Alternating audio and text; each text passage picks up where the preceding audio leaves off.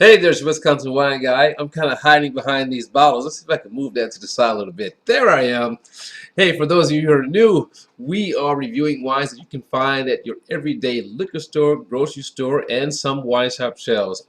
I pick out a couple of wines, give them a taste, and then give you my opinion, what I think about the wine, utilizing the infamous thumb rating system. So you just saw double thumbs. Double thumbs up, highly recommended. Very rare give out those. When I do, I say definitely give those wines a try. Thumbs up, simply a recommendation. I tell you what I think about the wine and how I enjoy it, why I enjoy it. Three quarters, if I had it at a party and we were vibing, and if it's vibing that good, I may get some bottles and save them at home so I can share with my friends. Halfway, ooh, not so much for me. And I explained to you why it didn't work for my palate, but doesn't mean it won't work for yours. So you give it a try and let us all know. Thumbs down, that's always the easy one, right? Get that wine out of here. So today, I'm going to be reviewing a wine that I reviewed before. But now we're on new vintages. I love to review wines and new vintages, and I actually now have a double thing here. So I get to review a brand that I reviewed before. I get to review 3 of their wines. I think I did like 4 or 5 of their wines before. But also I get to review new vintages of specific varietals. So let's, without further ado, let you know what these wines are. The winery is going to be Oyster Bay. Now, here's a wine as you see in your stores all the time. Oyster Bay, right? So we're going to be doing the Pinot Noir. This is Oyster Bay from Marlborough, New Zealand. The Chardonnay, all right, and the Sauvignon Blanc, okay? So the Sauvignon Blanc is going to be a 2021. The Chardonnay is going to be a 2020. And the Pinot Noir is going to be also a 2020. So screw caps, you know how I feel about those. I don't stand on ceremony when it comes to how the wine is closed. Simply, if the wine is good when it went into the bottle, that's all that matters to me. So I'm going to get these poured. Another thing I like to do is being able to sample multiple varietals or even sometimes multiple vintages from the same winery, because it gives me an idea, a perspective on the consistency across that wine, and also kind of like, hey, this is that winemaker's thumbprint, right?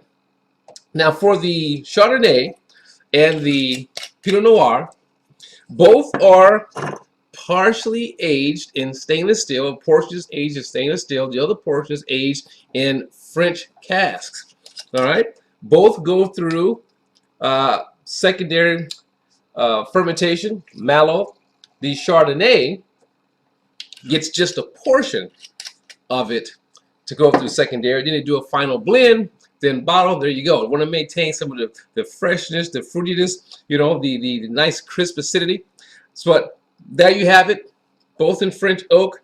Now I have a kind of an unorthodox lineup here. I'm going to taste these wines. I have like the Pinot Noir first, the Chardonnay, and then the Sauvignon Blanc. Well, if you've been following me, you know why. The Sauvignon Blanc is, put that wine back here, why the Sauvignon Blanc is last, because that Sauvignon Blanc is going to, especially for New Zealand, is going to kill anything else that's tasted with it. So that's why that is. And then the Chardonnay, because of the acidity, I don't want the acidity in the Chardonnay to be overkill for the Pinot Noir. Okay, that's my thinking with doing this. So without further ado, we're going to get started here. Let's get a look at that color. Now, New Zealand, when it comes to New Zealand wines, let's say this, when it comes to New Zealand wines and that they produce there, we're talking about cooler climates. So we're also talking about wines with crisp acidity, just very bright, crisp acidity, mouth-watering acidity. So you're going to get that. Whether it be reds or whites, you're going to get that. All right? Now, most of us have had the Sauvignon Blanc for New Zealand. We all know that one. And some of us may have had Chardonnay, but very few of us have had maybe Pinot Noirs from New Zealand. I actually enjoy it. In fact, the Pinot Noirs from New Zealand are a lot different than the Pinot Noirs from Australia, which would be a lot different from every place else. Again, we're talking about, acidity, acidity, acidity. So here's the Sauvignon Blanc. All right, Sauvignon Blanc, again, somewhat clear. You got like maybe subtle tones of a yellowish color here, but somewhat clear. The Chardonnay, okay, Chardonnay is a little bit darker, okay? All stainless steel in the Sauvignon Blanc. Chardonnay is a little bit darker, you know, yellow hues in it compared to the Sauvignon Blanc, right? And for the Pinot Noir, now the Pinot Noir, again, it's not like, you know, those California Pinot Noirs from Russian River Valley. This is going to be, you know, more like in the line of looks of like an Oregon Pinot Noir. You know, check out that color. You know, a nice garnet color here. You know, but beautiful, beautiful, clean, pristine. Let's give it a nose. I'm going to start with the Pinot Noir first on the nose. Again, bright fruit. I mean, bright cherry fruit. Wow. And then it goes through, for my nose, it goes through that bright freshness cherry fruit, and then that nice oaky spice comes through. It's a nice richness. Wow. Very well blended with the nose. I like the nose on that one. Now for the Chardonnay.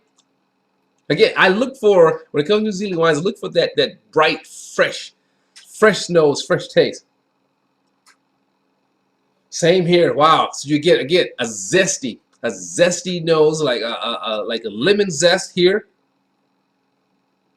with nice subtle spice notes coming from the oak. Wow, just a little hint of smoke. I mean, again, very nice nose on the Chardonnay. Down for the Sauvignon Blanc. So far, the nose, you know, the Chardonnay didn't overpower the Pinot Noir, so it worked pretty good. But now for the Sauvignon Blanc, woo, baby, that is like potent. There is no mistaking. If you put this Sauvignon Blanc in a blind tasting with other Sauvignon Blancs from across the world, if you couldn't pick out the one from New Zealand, that means somebody else copied their style. Wow. I mean, total grapefruit here. Total grapefruit, almost like a grapefruit chalky or mineral nose here. Wow, nice.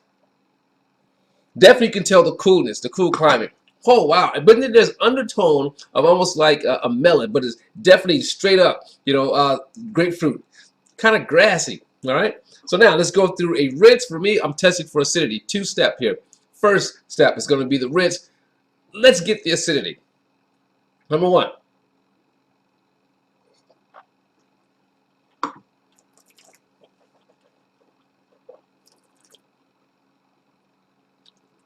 Wow. Nice acidity. Beautiful acidity here. Mouth-watering. And the fruit is just right there, just all over, you know. It's just so bright and lifting on the palate. Wow. I need to go back and look and see what I said about the Pinot Noir that I did for a different vintage. So the Pinot Noir here is coming in at 14%. Woo! That's pretty full in the mouth. No wonder, right? Now for the Chardonnay.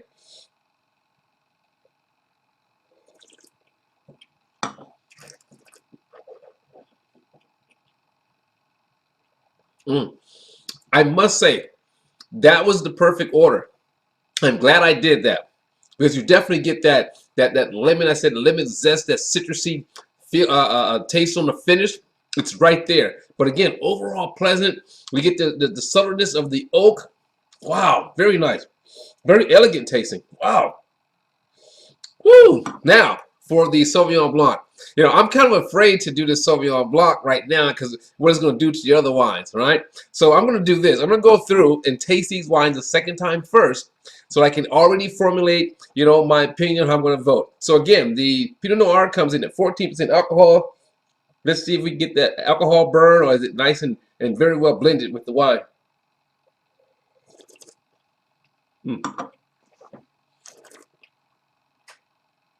I mean, again, it's just like crazy list with fruit.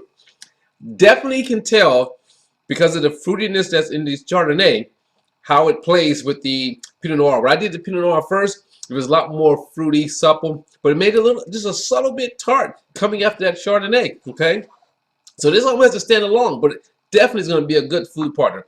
I definitely dig it on its own, and I know what it tasted like before I did a Chardonnay. Chardonnay.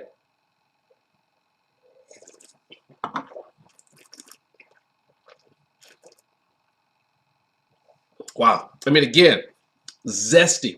I love that finish, that lemon zesty finish on this Chardonnay. But then it's kind of like round. This is coming in at 13%, 13 flat. All right. Now I know where I am on that. Now we're gonna do the Sauvignon Blanc. Rinse first.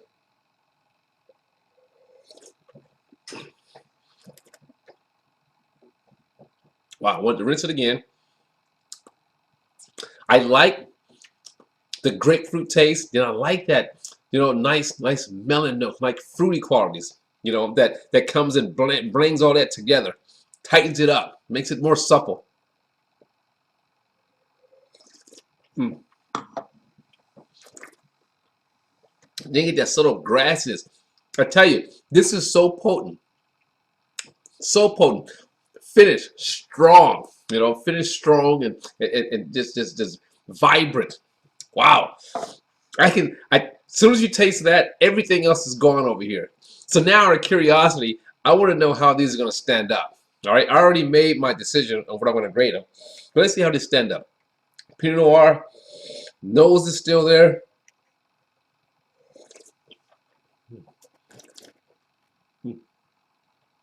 Wow. Definitely, when I went from here to here, I really got the cherry fruit characteristic, even more intense coming from the Pinot Noir. But then there's that underlying acidity and that zestiness that exists there. Wow. I mean, you definitely get that going across the board. Wow, that's pretty nice. Now for the Chardonnay.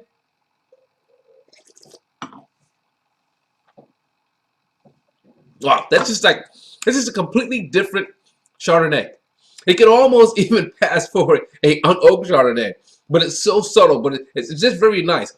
Both dry, or all dry. Now again here.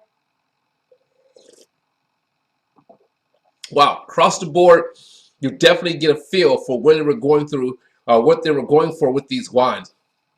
Bright, nice, ripe fruit, crisp acidity, refreshing, all across the board, right in the way. So, Pinot Noir, 2020, Oyster Bay, thumbs up.